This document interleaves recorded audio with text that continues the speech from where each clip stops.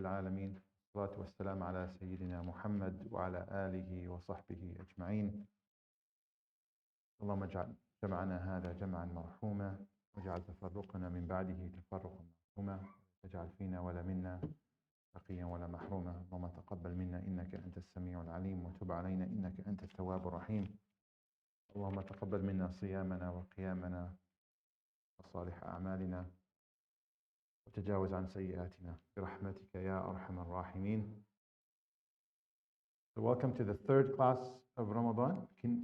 Can't believe this is like the third Sunday of Ramadan. SubhanAllah, how it's flying by. We have one more Sunday next week, and then the class ends, the first term at least, for the class, inshallah. So we'll get started with that, just a few announcements, inshallah. So the last week of the term is next Sunday, Saturday, bi'idhnillah ta'ala. For some reason I just said Sunday, but it's the Ramadan brain probably. So Saturday will be our last class, inshallah, next week. And then it looks like the Sunday class, the Sunday timing was better earlier. So we'll go back to that, inshallah, after Ramadan. And we will have the second term will start, inshallah, in May. We'll give a couple of weeks off between the classes or the terms for people to take a break, obviously enjoy Eid, inshallah, and the final, call it a final, but it's the class is continuing, inshallah. So the final for this class will be, for the first term, will be on May 14th on Sunday from 9 till 11. We will come here, inshallah, and we will have, if this is your first kind of exam, please forgive me. I grew up in academia, so I treat classes this way. Maybe it's different than other classes. I don't know, but we'll have it in person, bi'idhnillah ta'ala. And just if you are taking Ulum al-Quran, this is the other class we had already in the first term that's being offered now just online, like self-learning at your own pace. If you have a conflict between those two because we're holding the exams at the same time, please let me know, inshallah, we'll try to accommodate you. So we'll get, anybody have questions with respect to that before we start our session today, inshallah? Yes.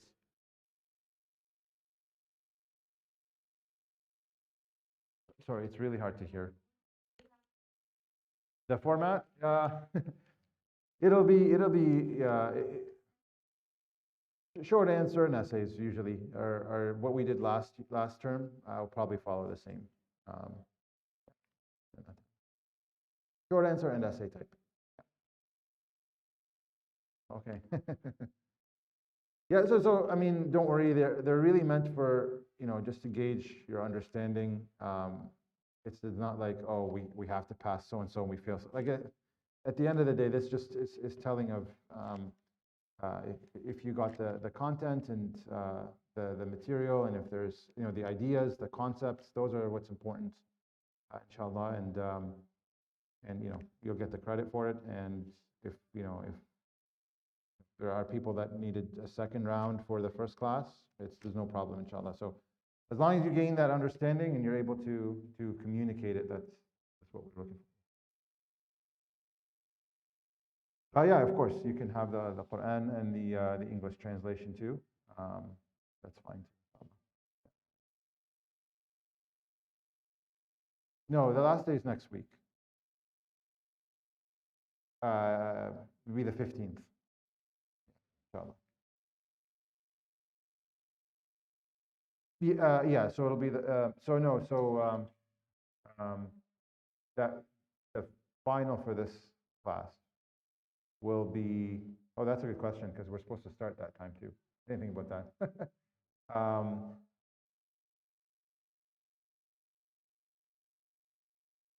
Then it's a month. It's 5 weeks after the class is over. It's too long, I think. So maybe we have it on the 7th, May 7th, because it's still 2 weeks after Ramadan's done. So May 7th will be the exam, and then May 14th we'll start the class. Yeah, because we're supposed to. It's too late to start third week of May, the second term, because then we'll go into a third term, and Sheikh Adnan would kill me. So we don't have, we don't need to take 3 weeks off already, just and be delayed. So we'll have the exams on May 7th, and then May 14th will be the first class, inshallah. So thank you for bringing that up. Right, we'll get started, inshallah. We are in the last surah of the second cluster of JUZ Amma. So I like to recap, obviously, every time what we've covered, so that it just gives us the overall big picture, and it's the overall concepts that we've covered are etched in our minds. We started off with, obviously, JUZ Amma is being the summary of the Quran. Right? We broke it up into 4 clusters. The first cluster talked about the meaning of what we call tadayyun, or having a deen, that you and I have a deen or belong to a deen. And the meaning of deen is general. It's not specifically religion, right? It's a way, responsibility, a duty towards a higher divine being. And that is, for us, of course, is Allah subhanahu wa ta'ala. And the first surah, which is Surah An-Naba, talked about what you need, what the owner of the deen required of us. What Allah subhanahu wa ta'ala required of us in Surah An-Naba, talked about An-Naba, the news, and the story of life, what's happened, what's happening, and what's going to happen. And then the second surah, Surah An-Nazi'at, talked about how, what we need to understand in order to achieve what is required of us. And that is understanding the nafs, because that is the vehicle that will take us to either the right path towards Allah subhanahu wa ta'ala or otherwise. And then the third surah talked about, which is Surah Abbas, talked about the code of conduct that we have to live by. So there is a standard to which we have to hold ourselves to in that journey. That is the first cluster that talked about those fundamental elements of, here I call it faith, but deen in general. The second cluster, which started with Surah Al-Takwir and ends at today's surah, which is Surah Al-Buruj, talked about the concept of choice. So we covered the sanctity or the sacredness of the human ability to choose freely. Allah subhanahu wa ta'ala willed that we have free will, that we are able to choose whatever we want. And that is obviously very sacred. And then we covered talking about the accountability that comes with those choices. So yes, you have the freedom to choose whatever you want. However, you will be held accountable to those choices. And not only will you be held accountable, we also covered that those choices that we make are recorded, and there's consequences to those choices, both in dunya and in akhirah. We also covered last week in Surah Al-Shiqaq that our choices are limited. There are things that we don't have a choice with. So the fact that there are choices that there are things that we can choose, we have to make sure we are very precise and very clear and very accurate with our choices when we do have the choice. Right? And we covered what we don't have the choice within and what we do, and making sure that we have those educated choices, that we make educated choices when we have that liberty. Today, inshallah, we will end the cluster with a very difficult topic. It's a difficult topic, and that is the dangers of being oblivious and passive. We're going to talk about how witnessing evil and choosing not to act on that is actually a choice. Being passive is a choice. So we'll cover that today in Surah Al-Buruj, inshallah ta'ala. So Surah Al-Buruj, before we go into the surah, Sumiyat Surah Al-Buruj in most masahif, and sometimes it's referred to as well as Surah As-Sama'i Dhat Al-Buruj. Sama'i Dhat Al-Buruj and or Surah Al-Buruj. It's an early Meccan surah, and as you know, almost all but 2 surahs in JUZ Amma are Meccan. And it was revealed after Surah Shams and before Surah Tin, according to some scholars. We're going to talk about the context of the surah, inshallah. After we'll start maybe reading the first section.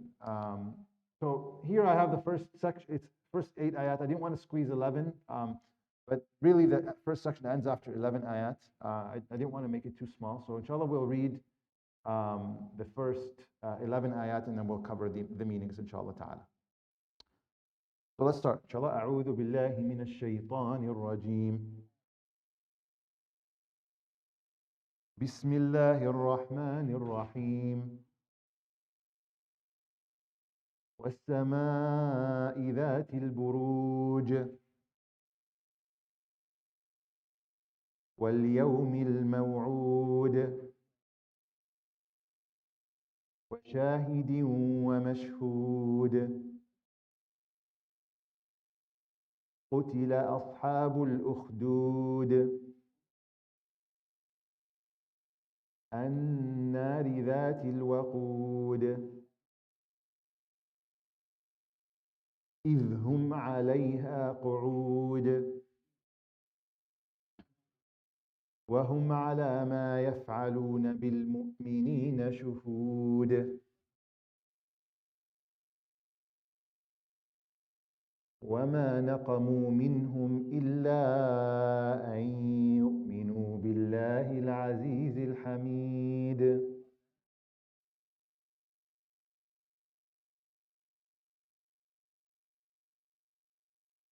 الذي له ملك السماوات والأرض والله على كل شيء شهيد إن الذين فتنوا المؤمنين والمؤمنات ثم لم يتوبوا فلهم عذاب جهنم ولهم عذاب الحريق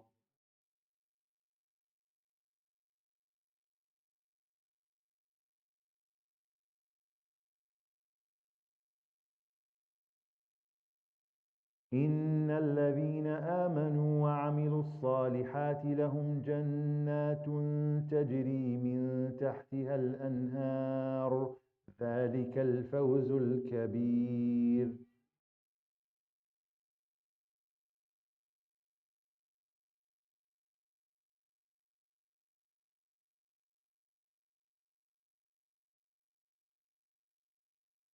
Okay. So we'll start inshallah we'll go back to the first ayah. وَالسَّمَاءِ ذَاتِ الْبُرُوجِ. Allah subhanahu wa ta'ala is taking an oath. As we've already experienced in JUZ Amma, Allah subhanahu wa ta'ala takes an oath by His creation. He's allowed to do that, of course. We are not. We only take an oath by Allah subhanahu wa ta'ala.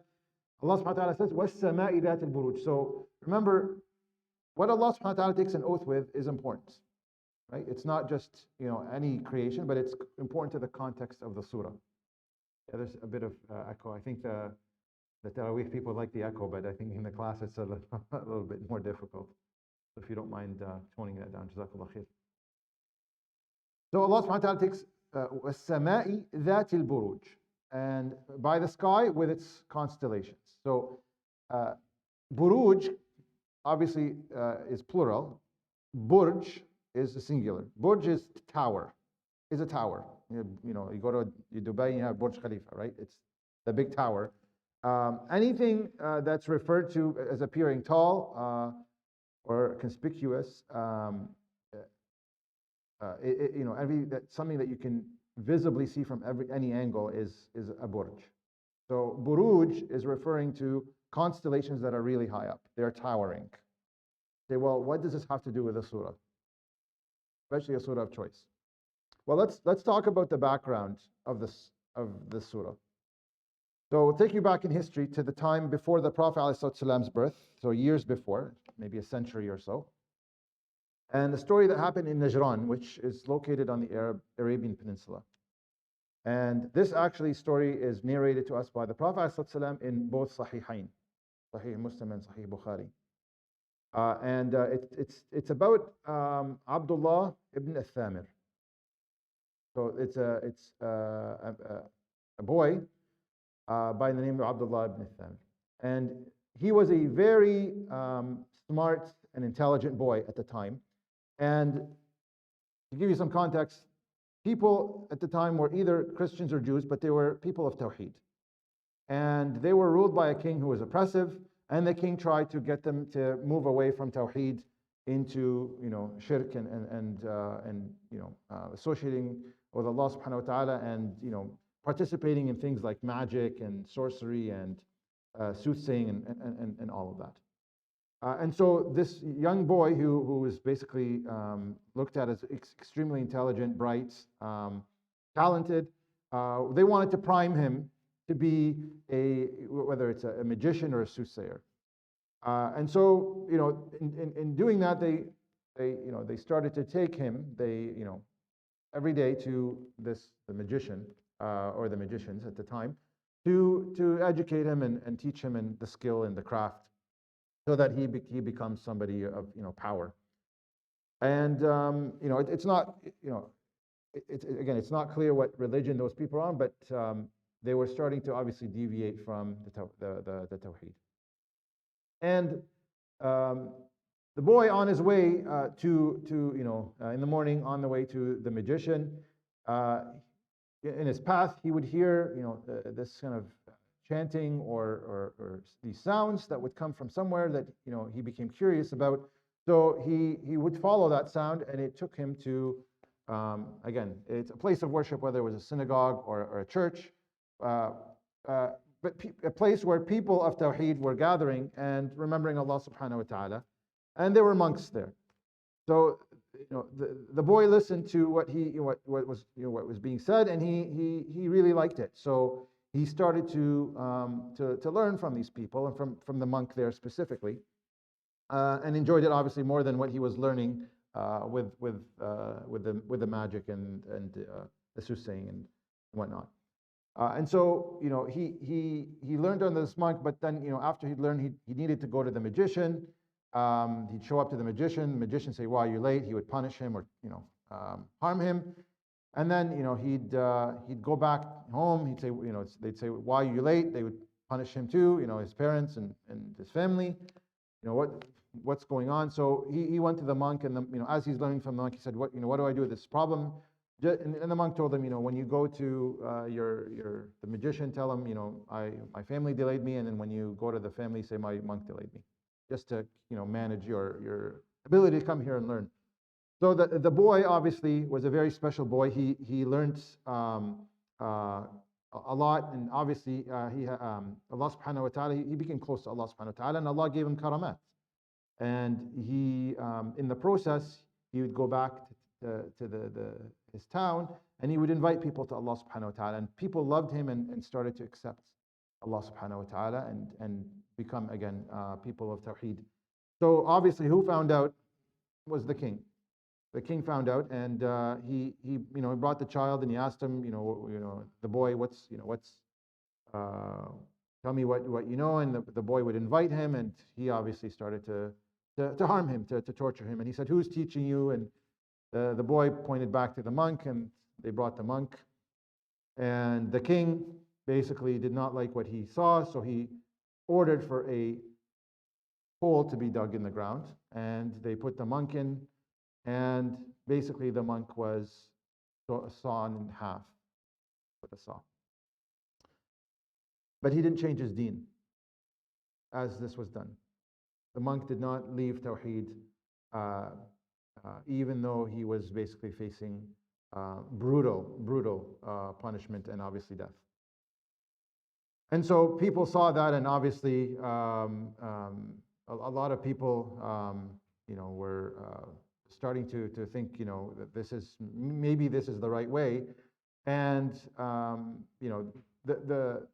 it said that the boy, he would not leave his deen, and the king tried to make him change, and he wouldn't. So he ordered for his people to take the boy to the top of the mountain and to basically throw him. And they took him to the mountain, and Allah subhanahu wa ta'ala caused the mountains to shake, and everybody fell except the boy. So the boy went back to the king, and the king said, "What are you doing here? How are you alive?" And he said, "This is what happened. You sent me with these people, they fell off, and Allah subhanahu wa ta'ala saved me." So he ordered for other people to take him to sea and cast him in the water to drown him. He went to the sea on a boat, and the boat started to shake, and everybody fell but the boy. And then the boy came back to the king, and the king was astonished. So he said, how do I kill you? He said, well, the only way to kill me is to publicly take me in front of everybody, and with an arrow, say, Bismillah Rabbil Ghulam, say in the name of Allah, the Lord of the boy, and then you shoot your arrow and you will kill me. So the king gathered people, like the kid said, he just wants to get rid of this kid, right? And because more people now are becoming, are curious on what's going on. Everybody gathered.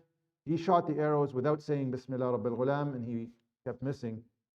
And then the kid told him, you really want to kill me, you have to say Bismillah Rabbil Ghulam. So he said Bismillah Rabbil Ghulam, and he aimed and he killed the boy. But in the process, everybody noticed that the boy was only killed because it's by the permission of Allah subhanahu wa ta'ala, by saying Bismillah. So lots of people became Muslim. Lots of people accepted Allah subhanahu wa ta'ala and reverted back to Tawheed. And so the Quran doesn't talk about any of this, right? The Quran talks about the outcome. Yes. No. The king was completely against all of this. Right? So what did the king do? The king ordered for a trench, a very deep trench, to be dug. And after they dug the trench, he ordered for it to be lit on fire. And this very, very deep trench, it's not your typical trench, but it's huge, and it's layers. And notice how Allah subhanahu wa ta'ala is saying, وَالسَّمَاءِ ذَاتِ الْبُرُوجِ. So Allah subhanahu wa ta'ala is talking about elevating, right? Elevating very high up, whereas the king was trying to dig something really, really low, and again, in layers. And people were asked, what's your religion? What's your deen? And if you said you believe in Allah subhanahu wa ta'ala, you were thrown in the pit and you were burnt to death. So imagine you see your loved ones, and people are cast in front of you as they're asked to denounce the religion, and they don't. And now you see your loved ones and they're saying, no, I believe in Allah subhanahu wa ta'ala, and so they're thrown. And it comes to you and then you're asked the same thing, and people didn't waver.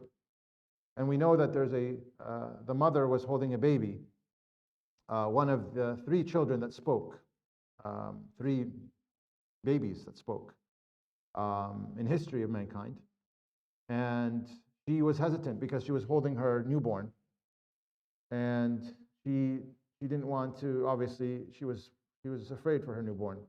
And so she was hesitating to denounce her religion or not, saying, maybe I should, and save. And then the baby spoke out and said, oh, mother, you're on the ala al-haq, you are on the truth. So stay steadfast. And so she did, and they both got thrown in the pit. So this is the background. What Allah subhanahu wa ta'ala is commenting on is that last part. All the details, you don't have to know what I told you about the whole story. It's not important. What you really need to know is the aftermath of this pit, what's happened. And we know that the story also is the story that the Prophet ﷺ brought up to Al-Khabbab ibn al-Arat, radiallahu anhu, who was a blacksmith, and he was the early converts to Islam at the time of the Prophet ﷺ in Mecca. And because of his Islam, people tortured him. So what did they do? They would take, because he was a blacksmith, they took what he worked with, the hot burning coal, and they would put it on his back, radiallahu anhu. Imagine the torture, because all you say is, I believe in Allah subhanahu wa ta'ala. So he came basically crawling to the Prophet ﷺ, and he told them, O Prophet of Allah, can you make dua for us to prevail? Ila mata, when is this going to stop? And the Prophet ﷺ, when he saw Al-Khabbab say that, and guy just got his skin burnt off, right? And it affected him to the point that he couldn't walk normally for the rest of his life until he passed away, radiallahu anhu. Prophet ﷺ became upset. And he mentioned the story where, there's people before you that they would be dug into the ground and they would be sewn in half. And they would not waver, not denounce the religion. So they were tested more than you were tested. وَلَكِنَّكُمْ قَوْمٌ تَسْتَعْجِلُونَ. But you are people of haste. Right? You want victory right away. SubhanAllah. And how should that make us feel? It's a tragedy from our point, right? Our status, SubhanAllah, and what we go through versus what other people have to go through. So you see how people, because of their faith, were tried. And Allah subhanahu wa ta'ala is talking about this incident in the surah. So what does this have to do with choice? We're going to continue, inshallah. The next ayah, وَالْيَوْمِ الْمَوْعُودِ, and the promised day. الْيَوْمِ الْمَوْعُودِ, the promised day. Now, الْيَوْمِ الْمَوْعُودِ, most scholars say this is the day of judgment, the promised day. Some people say that it's the day that the king sets to burn people alive. But the stronger opinion, I think it's obviously the one we should take, inshallah, is that it's the day of judgment. Both are okay, but the day of judgment is much stronger. And it's an important, it's the second ayah because it's reassuring, because a lot of oppression and harm happens to people. People experience these things regularly. And it's hard for us as a society, as a community, to accept what happens unless we know that there is a day of judgment, right? That's what makes things easier on us. The fact that we know that there's a time when there's the people who got oppressed, whose rights were removed or taken away from, they will come to a time where they will get those rights back. That's what keeps us going. Many of us. Otherwise, a lot of us would be in, all over the place even with our faith. So this is a reassurance that there's going to be a time, and you see it all over the TV, right? People who are oppressed, and they just say, all we have is Allah subhanahu wa ta'ala, and there's a day of judgment, right? And وَالْيَوْمِ الْمَوْعُودِ. And think about that day is promised, and that's when all of the rights will be returned to people. And this is anybody who's wronged anyone. This is the time when everything's going to be given back. Everything's going to be fixed on that day. If anybody wronged anyone else, that is the time when things will be addressed. Even if a prophet wronged any other human, that will be the time when the rights will be given back. The Prophet ﷺ, the best of examples, the best of creation, was so worried about this concept. He was so worried, ﷺ, that he went out in front of people. He gathered them and he went out in front of them, and he'd say, "Man kuntu jaladtu lahu dhahra, fahada dhahri, falyastaqid min." So, if I flogged anyone's back, here's my back. Flog it back. If I've wronged anyone, take your right back from me today. وَمَنْ كُنْتُ قَدْ شَتَمْتُ لَهُ عَرْضًا فَهَذَا عَرْضِي فَلْيَسْتَقِدْ مِنْ. So this is if I put down anyone or insulted anyone, so this is my honor, then insult me back. The Prophet ﷺ wanted to if he owed anything to anyone, he wanted it to be addressed right away. وَمَنْ كُنْتُ أَخَذْتُ لَهُ مَالًا فَهَذَا مَالِي فَلْيَأْخُذْ مِنْهُ. And if I've taken money from anyone unjustly or forcefully, here's my money, please take away from it. Now imagine the Prophet ﷺ telling you this, right? The best of creation, right? And the Prophet ﷺ even realized that people are going to be shy, right? He thought maybe people will be shy. And he said, alayhi salatu wasalam, أَلَا وَإِنَّ الشَّحْنَاءَ لَيْسَ مِنْ طَبِيعَتِي وَلَا شَأْنِي إِلَّا وَإِنْ أحبكم إلي أحبكم إلي من أخذ حقا. So know that the shahna, that if I will not have anything in my heart towards anyone who will take the rights back from me. And actually, I would love for you to take your rights if it's owed to you, because I want to meet my Lord with nothing on me. With nothing. We know the story of during Badr, when the Prophet ﷺ lined up the soldiers, and Sawad was an inch or so ahead of the line, right? He wasn't lined up perfectly. This is Badr, right? This is Badr. Badr is the turning point of Islam, right? It's so significant. You're going to battle, and the Prophet ﷺ said, "Istawi ya Sawad," right? "Istawi ya Sawad," line up, Sawad. be fixed. Sawad, stayed in his spot. And then the Prophet would go up and down the line and he would see Sawad, Stawi ya Sawad. He would ask him 3 times, he didn't move. So the Prophet, he was holding a stick, so he gently pushed Sawad back to get him in the straight line. And the Prophet, Sawad basically said, "Oh, Prophet of Allah, you hurt me. Now you're in a battle. You're going to fight." The Prophet poked him. You'd think that what you're going to experience is a lot harder. You're going to be fighting till death.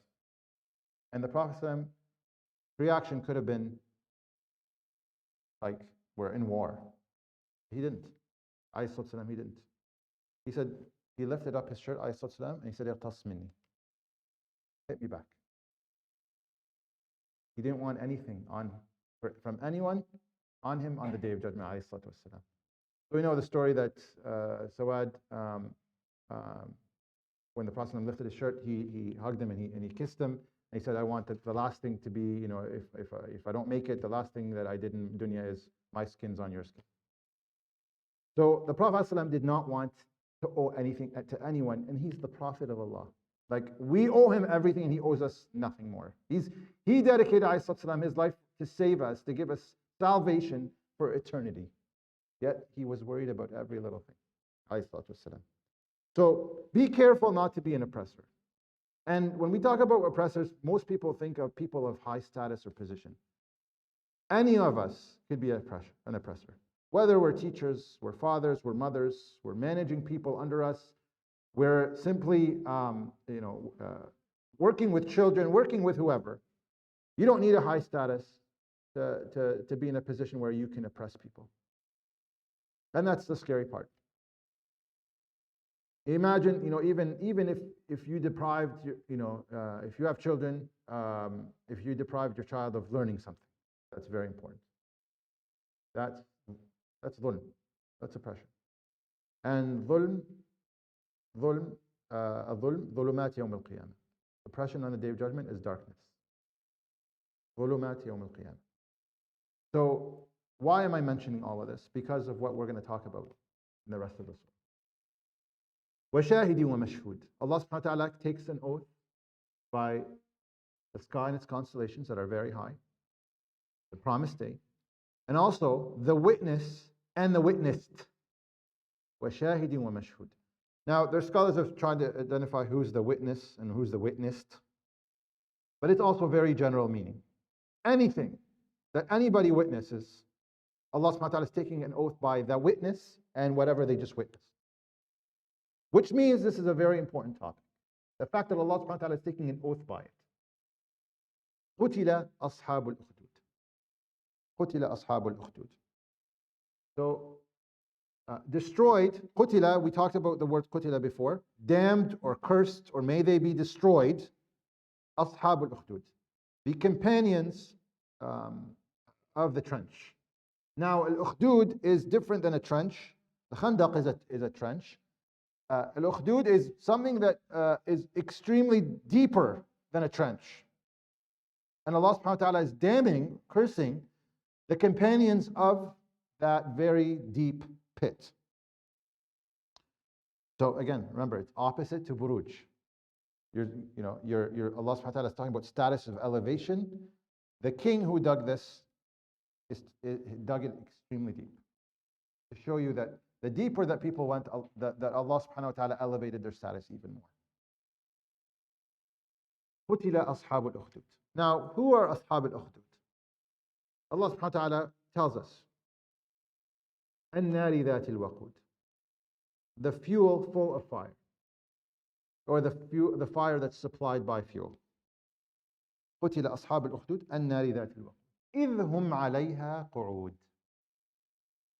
So who, if you read أصحاب الأخدود, who do you think these are? Who's it referring to? Yes. People who threw them in the trench. But actually it's not. And that's the scary part. إِذْ هُمْ عَلَيْهَا قُعُودٌ. That they, while they sat around it. Now, qu'ud is not just sitting. Julus is to sit physically. When you want to rest, you ijlis, julus. Qu'ud in the Quran has a more deeper and more comprehensive meaning. Qu'ud means that there was something that you ought to do, but you didn't, and you sat back. Just like qiyam, right? Qiyam, or qama ala shay, when somebody, it's not stand up physically, it's to stand up for something. So qu'ud is you have something that you could be doing, but you didn't, and you sat down. And Allah subhanahu wa ta'ala talks about this word, qu'ud, al-qa'idina, for example, in Surah At-Tawbah, when he refers to people that did not participate in battles where Islam was being attacked, and they, al-qa'idin, they sat, not physically sat, they sat, although they should have had a responsibility, they sat back and they didn't do it. And Allah subhanahu wa ta'ala says in Surah An-Nur, وَالْقَوَاعِدَ مِنَ النِّسَاءِ الَّاتِي لَا يَرْجُونَ نِكَاحًا. Qawa'id, again, not just, they're not women that are sitting, are women that could be married, but they're not. They held back from being married. So, qu'ud in this context is you have something that you could have been doing, you should be doing, but you held back. You stayed back. You sat back. And this is what this is talking about. إِذْ هُمْ عَلَيْهَا قُعُودٌ وَهُمْ عَلَى مَا يَفْعَلُونَ بِالْمُؤْمِنِينَ شُهُودٌ. And they were witnesses to what was happening to the believers. Shuhud. Remember, Allah subhanahu wa ta'ala took an oath by وَشَاهِدٍ وَمَشْهُودٍ. Witness. Allah is saying, وَهُمْ عَلَى مَا يَفْعَلُونَ. And they, for what they were doing to the believers, shuhud. They were witnesses. So when Allah subhanahu wa ta'ala says, قُتِلَ أَصْحَابُ الْأُخْدُودِ, may they be cursed and damned, Allah subhanahu wa ta'ala is talking about people who are bystanders. Who are bystanders. It's not talking about the people who threw the people in the fire. It's talking about people who sat there watching what was happening and they did nothing. They were bystanders to the whole process. And this is all about choice and being passive. The fact that if we were ever in a position of noticing something wrong and we just sat there and didn't do anything about it or say anything about it, then we are bystanders. And that is a choice that we make. Being passive is a choice. A lot of people say, but I have nothing to do with this. I don't need to participate. This doesn't concern me. If you see injustice or harm, then it does concern you and concerns me. This is our responsibility. Allah subhanahu wa ta'ala put us in that situation for a reason. The things that we see on Facebook and social media and TV and all of the oppression, we can't be bystanders. We can't be witnesses and do nothing. إِذْ هُمْ عَلَيْهَا قُعُودٌ. They could be doing something, but they're sitting back. وَهُمْ عَلَى مَا يَفْعَلُونَ بِالْمُؤْمِنِينَ شُهُودٌ. And they see what's happening to the believers and they're just witnesses. And the danger of that is when we're quiet and we're passive about something that goes on and we don't say anything, what does that do in the long term? It legitimizes the action. Right? It makes that the norm. Over time, that becomes normal until societies start to become corrupt. Till the point where, yes, you build a trench, you light it on fire and throw people, and that's fine. Because that's what happened. There were people that were bystanders, that saw what's happening and said, I have nothing to do, it's not my problem. It's not my problem. And guess what? It's very difficult to fix when this happens. When this comes to become the norm, which, by the way, we're seeing in our day-to-day things that are now norm. And what were we doing about them before? We're bystanders. So if we're passive, eventually things will get a lot worse. And being a third, so Allah subhanahu wa ta'ala is showing us that the equation doesn't have just an oppressor and an oppressed. There's a third group. A group that's being passive, that's just observing, that's witnessing, but doing nothing. وهم على ما يفعلون بالمؤمنين شهود وما نقموا منهم إلا أن يؤمنوا بالله العزيز الحميد. And they did not um, uh, basically, I don't like the wording here. I'll use the other one, inshallah. They only resented them or they avenged them only because they believed in Allah subhanahu wa ta'ala. And the two names of Allah used here are Al-Aziz, Al-Hamid. Al-Aziz and Al-Hamid. So why these two names? Well, Al-Aziz. Let's start with this one. Al-Aziz, Allah subhanahu wa ta'ala talks Al-Aziz about, it's a term of strength. It also is a name that Allah subhanahu wa ta'ala uses when He talks about things that we can't comprehend as humans. So we don't have the capacity to fathom or imagine or comprehend. And you and I will not know until maybe the day of judgment why Allah subhanahu wa ta'ala does certain things. Our mind can't encompass Allah subhanahu wa ta'ala. Otherwise, He would not be Al-Aziz. So don't ask why. I'll give you another just short example. In Surah Al-Ma'idah at the end, the people who took Sayyidina Isa and Maryam alayhi salam as gods. And Sayyidina Isa speaking to Allah subhanahu wa ta'ala, right, about them. And he says to him, alayhi salam, he says to Allah subhanahu wa ta'ala, إِن تُعَذِّبْهُمْ فَإِنَّهُمْ عِبَادُكَ. If you punish them for what they've done, then they're your slaves. وَإِن تَغْفِرْ لَهُمْ. But if you forgive them, فَإِنَّكَ أَنْتَ الْعَزِيزُ الْحَكِيمُ. Not you're the most forgiving. Why? Because they're committing a heinous crime. That's shirk. So if Allah subhanahu wa ta'ala was to forgive them for shirk, that's not something you and I understand. That's because Allah subhanahu wa ta'ala is Aziz. It's not about forgiveness and off forgiving most merciful. It's because Allah subhanahu wa ta'ala is taking a decision based on something it's shirk. Can Allah forgive shirk? Allah can do whatever He wants. He's Al-Aziz. You and I don't have to and can't comprehend that. So why is this all happening to these people? Why is Allah subhanahu wa ta'ala allowing people to be thrown in the pit and being burnt for their belief? Why? And this is the agnostic, right, argument. How does God allow evil to exist? All these people, what did they do? They did nothing wrong. وَمَا نَقَمُوا مِنْهُمْ. Why were they thrown? They only were thrown because they believed in Allah subhanahu wa ta'ala. Al-Aziz, Al-Hamid. So why do these things happen? We don't know. We can't comprehend. Allah subhanahu wa ta'ala lets them happen. But what we do know is we shouldn't be blaming this on Allah subhanahu wa ta'ala. This is our problem because we were bystanders. This was our problem. This is all part of the big picture. Had Allah subhanahu wa ta'ala willed, and we'll talk about this in a few ayat inshallah, this wouldn't have happened. He has the power subhanahu wa ta'ala to not allow it to happen, but He allowed it to happen. And this is a test. Not only for the people being thrown, it's actually a test for the people who are bystanders. Al-Hamid. So we talked about Al-Aziz. What about Al-Hamid? Because Allah subhanahu wa ta'ala is deserving of praise no matter what. Difficult or easy.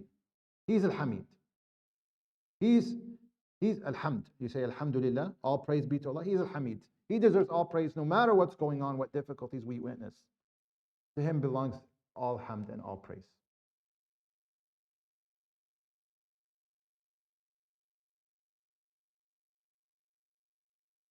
I think it went to sleep on me. Sorry.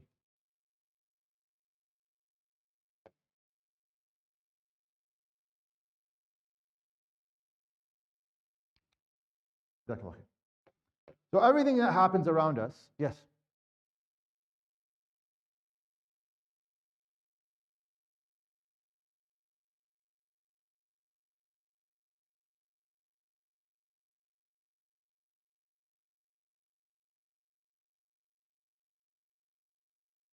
A very good question.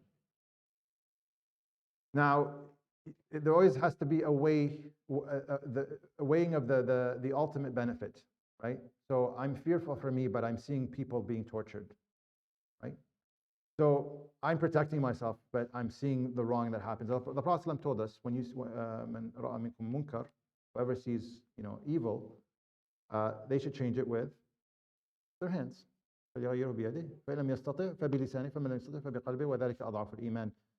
Change with your hands, if you can't, with your voice, and if you can't, inside your heart, and that is the weakest of faith.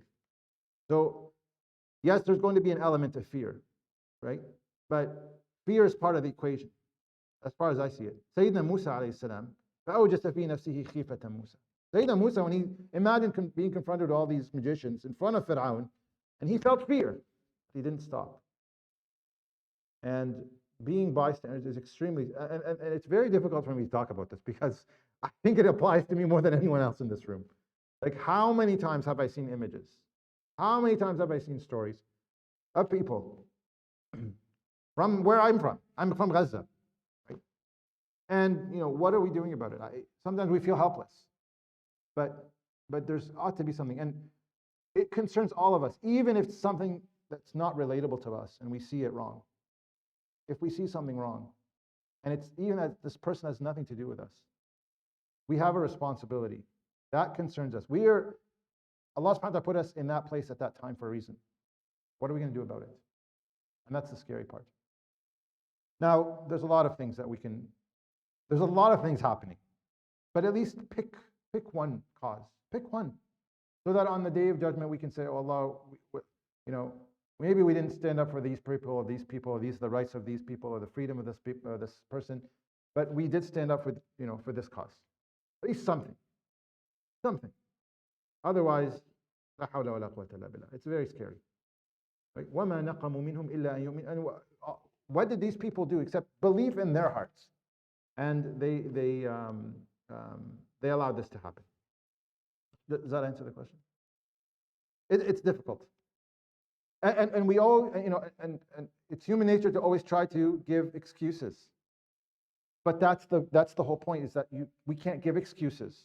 We can't justify, because we'll see at the end of the surah that people, the concept of takdhib. Remember, we talked about seeing something and saying, it's the truth and you deny it. It's coming at the end of the surah. This is what you're supposed to stand up for, but you give excuses. Takdhib. And it's the end of the surah again. And I told you last week, this surah is like very difficult. Right? الذي له ملك السماوات والأرض. So it's talking about Allah subhanahu wa ta'ala. He says Al-Aziz Al-Hamid. الذي له ملك السماوات والأرض. The one who has basically sovereignty of the heavens and the earth. والله على كل شيء شهيد. A third time the word shaheed.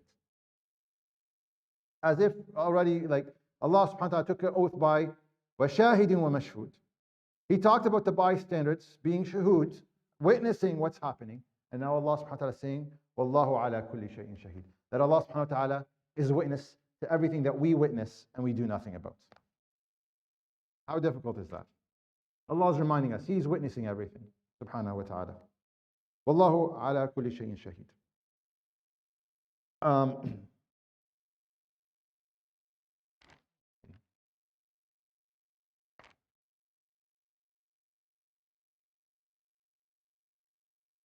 Okay, let's move on, inshallah. إِنَّ الَّذِينَ فَتَنُوا الْمُؤْمِنِينَ وَالْمُؤْمِنَاتِ ثُمَّ لَمْ يَتُوبُوا فَلَهُمْ عَذَابُ جَهَنَّمَ وَلَهُمْ عَذَابُ الْحَرِيقِ. Those who fatanu is a word that means to try or to test someone's patience or endurance, or afflict harm, or terrorize, or torment, or misguide, or impose disbelief. Fatanu, fitna, comes from fitna. Those who did that to the believers, mu'minina wal mu'minat, believing men and women, فَلَهُمْ عَذَابُ جَهَنَّمَ وَلَهُمْ عَذَابُ الْحَرِيقِ. Now, Allah subhanahu wa ta'ala talked about قُتِلَ أَصْحَابُ الْأُخْدُودِ, and He talked about the bystanders, right?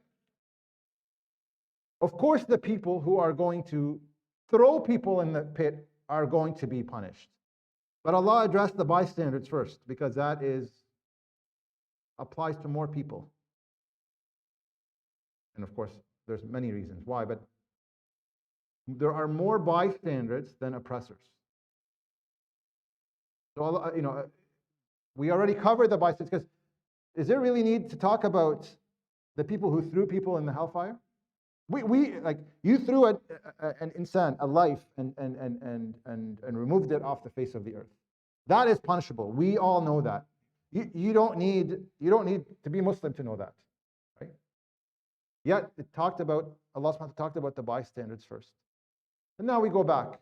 Those who tried the believing women and women, believing men and women, فَلَهُمْ عَذَابُ جَهَنَّمْ وَلَهُمْ عَذَابُ الْحَرِيقِ. That they have the punishment of Jahannam, وَلَهُمْ عَذَابُ الْحَرِيقِ. Notice the specific wording. Hariq, to burn. Right? Min jins al-amal. This is from the same, because Allah is just. Allah is just. What did those people do? They threw people in the fire. So they have adhab al-hariq. They will themselves get it. We talked about this concept before, that the way you treat people, the way that somebody oppresses someone or harms someone, they will get that on the Day of Judgment. Right? They will get that on the Day of Judgment. So Allah subhanahu wa ta'ala is just. So anybody, so Allah subhanahu wa ta'ala here addressed the people who committed the atrocities. I left the middle out though. What did I leave out when I read the ayah just now? Yes. ثم لم يتوبوا. ثم لم يتوبوا, subhanallah. So some scholars were asked, what's the most forgiving verse in the Quran? And a lot of people, there's in Surah Al-Zumar, قُلْ يَا عِبَادِيَ الَّذِينَ أَسْرَفُوا عَلَى أَنفُسِهِمْ لَا تَقْنَطُوا مِنْ رَحْمَةِ اللَّهِ. Don't despair in the mercy of Allah. Allah forgives all sins. وَسَارِعُوا إِلَى مَغْفِرَةٍ مِنْ رَبِّكُمْ in Surah Al-Imran. But some actually mentioned this is the most forgiving verse in the whole Quran. Why? Imagine throwing humans for believing in Allah in a deep pit of fire. And Allah subhanahu wa ta'ala is saying, إِنَّ الَّذِينَ فَتَنُوا الْمُؤْمِنِينَ وَالْمُؤْمِنَاتِ ثُمَّ لَمْ يَتُوبُوا. And they did not have tawbah. And they did not have tawbah. So the crime is actually is bad, is horrible. But what's worse, Allah subhanahu wa ta'ala is giving them, had they done tawbah, they would have been forgiven. They would have been forgiven. Throwing humans in a pit of fire, and you would have been forgiven. Had you done tawbah? Yes. ثُمَّ لَمْ يَتُوبُوا. Imagine the atrocity that people created, that they had conducted, and yet Allah subhanahu wa ta'ala was willing to forgive them. So the problem is not, well, it is a problem that they threw people in the fire, but the bigger problem is ثُمَّ لَمْ يَتُوبُوا. Yes.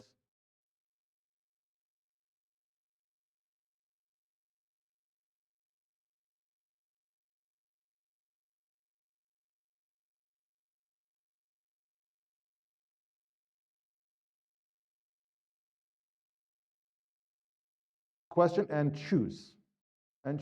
Which way do you want to live?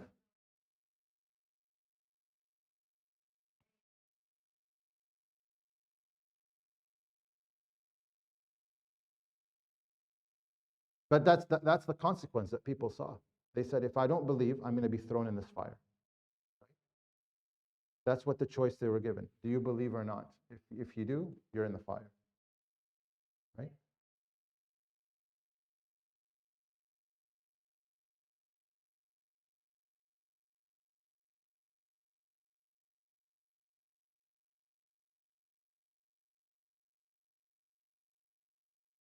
So the people were offered two outcomes. You live and you denounce your faith, or you remain with tawheed and you're going to be thrown in the fire. So that is a fitna itself, right? You're making people, you're cornering people, and the action. So it's not separated from the action, because the action was inevitable. It's not like you're bluffing. Yeah, you're saying, oh, if you don't do this, we'll do this. But people didn't sway or that is a fitna, the fact that they were throwing them in the hellfire, and they saw people being thrown in the hellfire.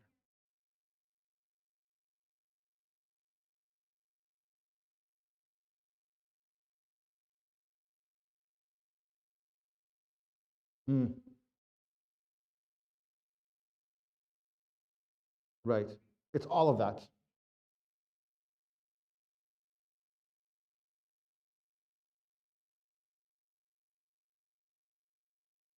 Yes, because the fitna comes in many varieties. This is one of them, but it's general.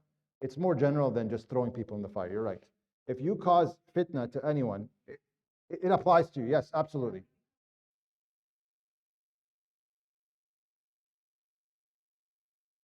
Oh yeah, absolutely. Oh, this is not just to those people in the past. Absolutely.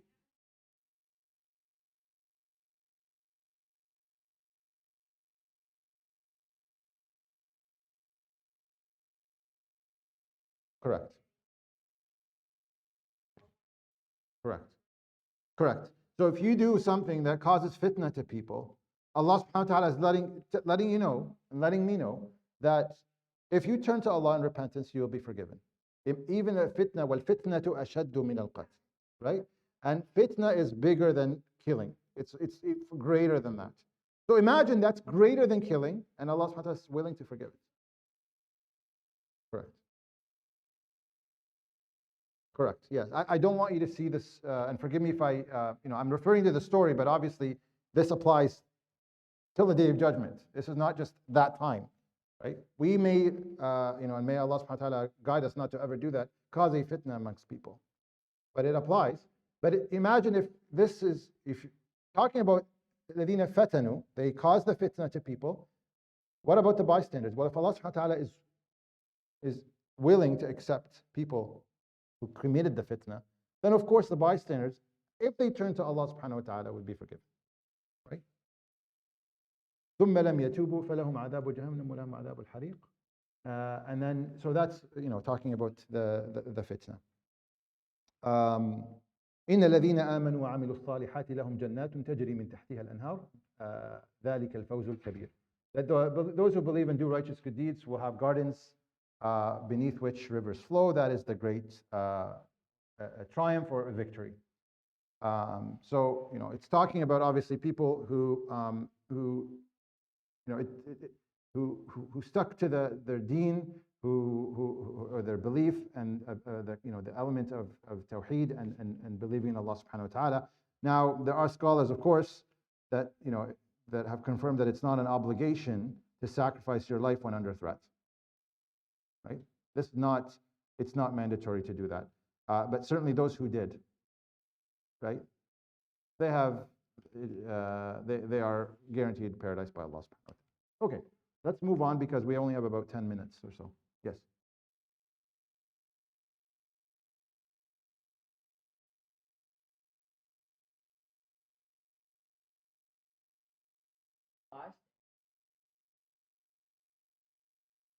If they spoke it up, they would have been relieved from the duty. Like if they did something about it, right? But they didn't. So, but if they don't, maybe.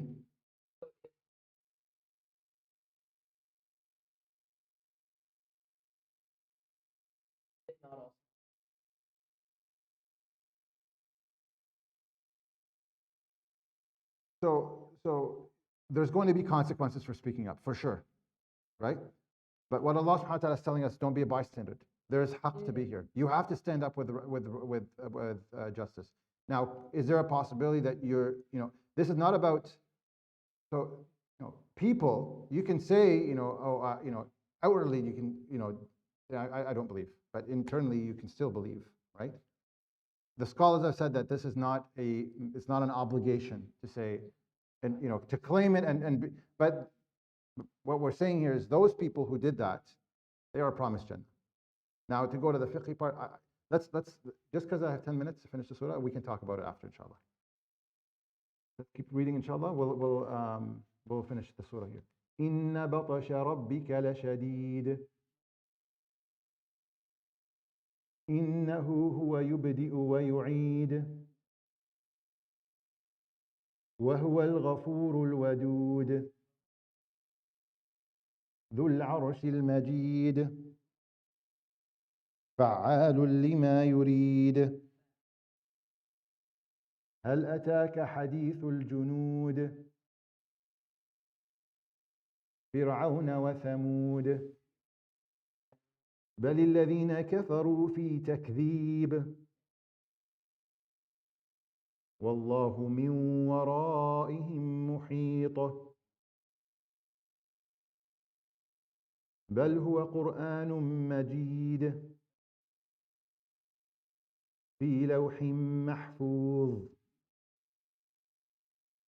So إن بطش ربك لشديد. Indeed, the batsh is to basically inflict harm and do it with every aspect of the word, with force and might, it's something that's done consciously, willingly, and it's not done out of anger as a retaliation. So somebody who goes out in the battle has batsh. They're going out to inflict harm on others. Allah subhanahu wa ta'ala is saying, indeed the batsh of your Lord is severe. It's severe. So the assault of your Lord is severe. Allah subhanahu wa ta'ala is telling us that. So, إِنَّهُ هُوَ يُبْدِئُ وَيُعِيدُ. And He's the one who starts and restarts again. Or things come back to, right? يُبْدِئُ وَيُعِيدُ. So there's, Allah subhanahu wa ta'ala is in control of things starting and going back full circle and restarting again. وَهُوَ الْغَفُورُ الْوَدُودُ. And He is the one that's most forgiving and loving. Okay. ذُو الْعَرْشِ الْمَجِيدُ. And I'm going to cover this all as just for time's sake, all in one group. ذُو الْعَرْشِ الْمَجِيدُ. And He is the possessor of the glorious, so it says here, glorious throne. Al-Arsh, I'll explain to you what Arsh means. It's not just throne. Al-Majid, and Majid could be referring to the Arsh or to Allah subhanahu wa ta'ala. فَعَالٌ لِمَا يُرِيدُ. He does whatever He wills. So, let's break it down. We talked about batsh, the assault or the force of Allah subhanahu wa ta'ala is severe. إِنَّهُ هُوَ يُبْدِئُ وَيُعِيدُ. And He's the one that starts and begins everything, and things come back to Him. وَهُوَ الْغَفُورُ الْوَدُودُ. So He forgives everything. Remember? فَتَنُوا الْمُؤْمِنِينَ وَالْمُؤْمِنَاتِ ثُمَّ لَمْ يَتُوبُوا. That Allah subhanahu wa ta'ala could have forgiven them. And Allah subhanahu wa ta'ala uses the word wadud to describe Himself.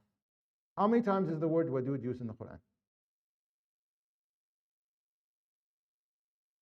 By the way, in the Arabic language, there are levels of love, to describe love.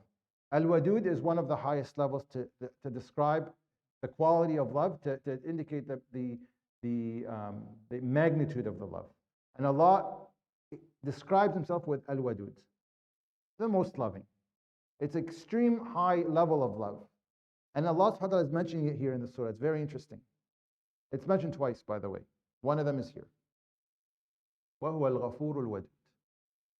So, this is, again, goes back to Allah subhanahu wa ta'ala, and Dhul Arsh al-Majid, we'll cover it. So, Arsh is, people look at it, the throne of Allah, Allah subhanahu wa ta'ala is His throne. And that the problem with that is it depicts an image that Allah subhanahu wa ta'ala Jalla Jalaluhu, He's sitting on a throne. And that's, Al-Arsh here is more than that. It's a figure of speech to mean something that is beyond the universe, and that it contains everything in the universe. Everything that in the universe, it contains it, and it's basically bigger and greater than all of the universe and what's ever in it. And here, Al-Majid. Now, Al-Majid depends on the qira'ah. If it has a dhamma, Majid, it means it's describing Allah subhanahu wa ta'ala. Some qira'at have it with a kasra, which means it would be describing Al-Arsh. Okay? And Hafs and Asim is with a dhamma, as you can see, to Al-Arsh al-Majid. So it's referring back to Allah subhanahu wa ta'ala. And it's the one who's highest in honor and highest in regard, Majid, and that nobody's close to Him, Al-Majid. No one's close to Him.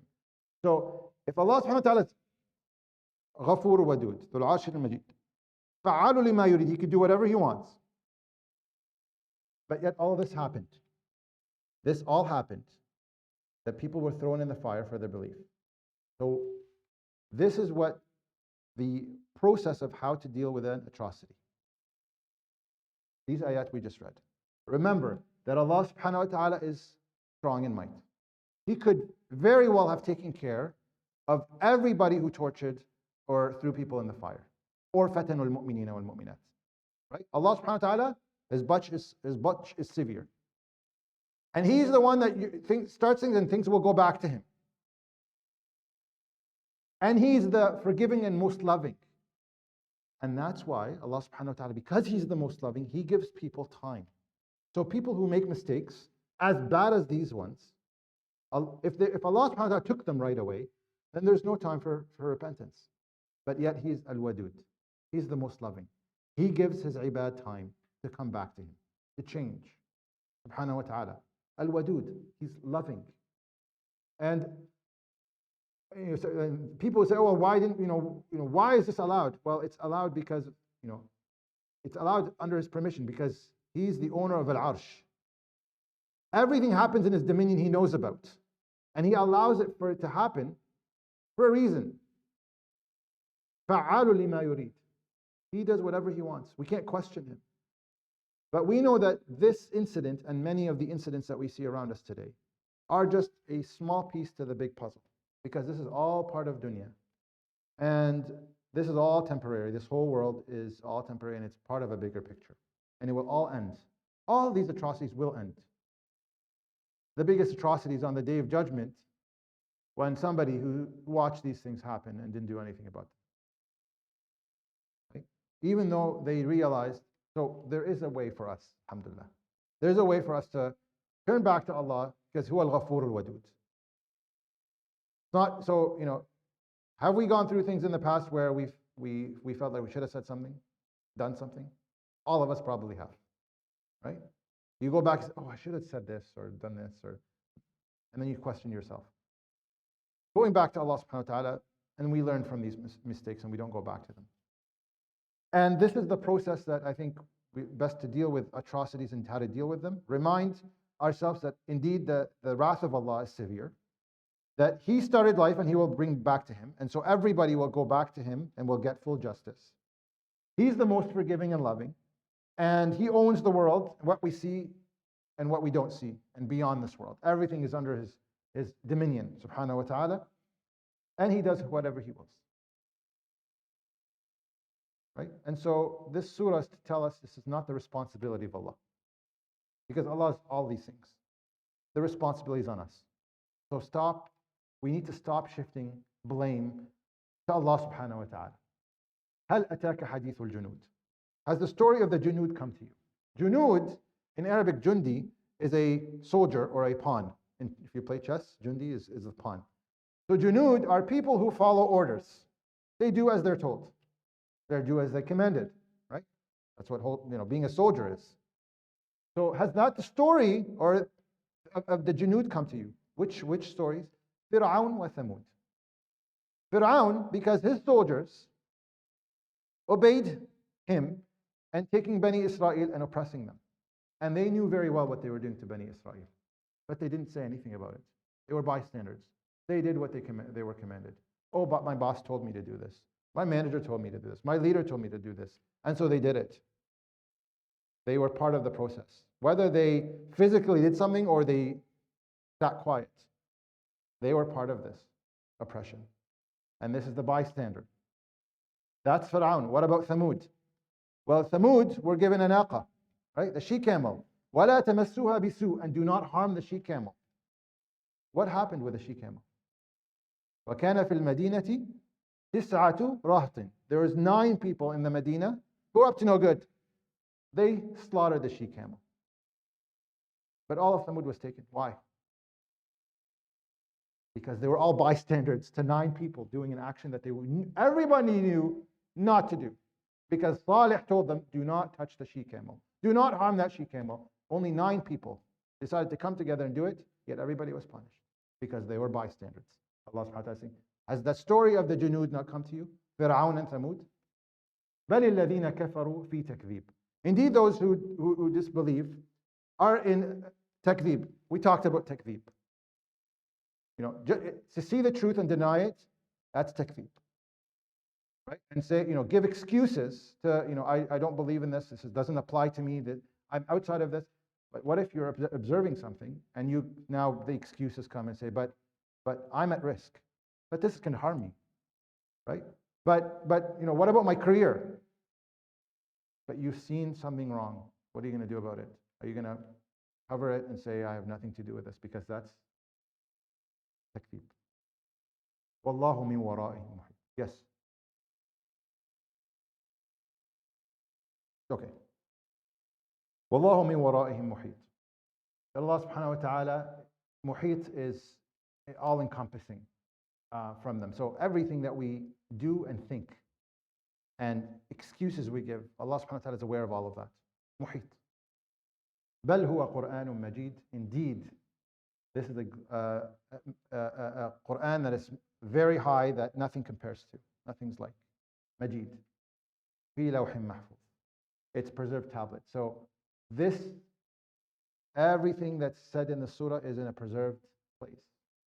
So we can't go on the Day of Judgment and say, we didn't know about this, oh Allah. It's all preserved in the Quran. In the Quran, in a preserved tablet till the Day of Judgment. And nobody can say anything. Nobody can change this reality that oppression, including being a bystander, is a horrible thing. And the word shuhud, how many times does it come up in the surah? Many times. And being passive is a choice. That's a choice that we make. It's not that, it doesn't concern me, but I have an excuse. But turning a blind eye. But yeah, we've seen this before. It is what it is. And it's scary. It is scary for all of us because we've all gone through it. And we continue to go through it. The atrocities are on a daily basis, subhanAllah.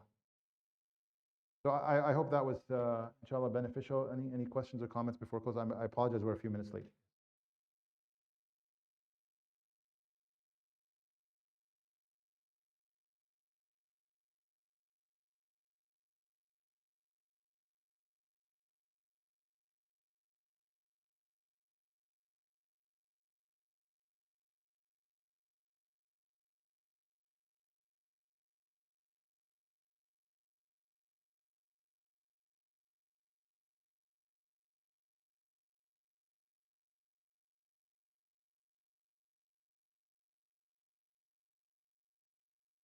Well, that's easy. People love to place blame to someone. That's like the easiest way, right? We talked about the concept of choice. Allah gave humans the choice, the freedom to choose. You can choose whatever you want. Allah subhanahu wa ta'ala controls the results, right? But the choice is yours. Now, these things happen. Again, they're a test for people that are being oppressed, but also people who are sitting there and watching and witnessing. And people, of course, that are doing that. So again, this is all, Allah subhanahu wa ta'ala is capable of taking care of anything, but then what's the point? Why are we all here then? If Allah subhanahu wa ta'ala is in control every single thing that happens, then why aren't we all just, why are we even in this world? And that's not the point. The point is, that's not the point. Any other questions or comments, inshallah? Okay, جزاكم الله خير بارك الله فيكم سبحانك اللهم وبحمدك نشهد أن لا إله إلا أنت نستغفرك ونتوب إليك سبحان ربك رب العزة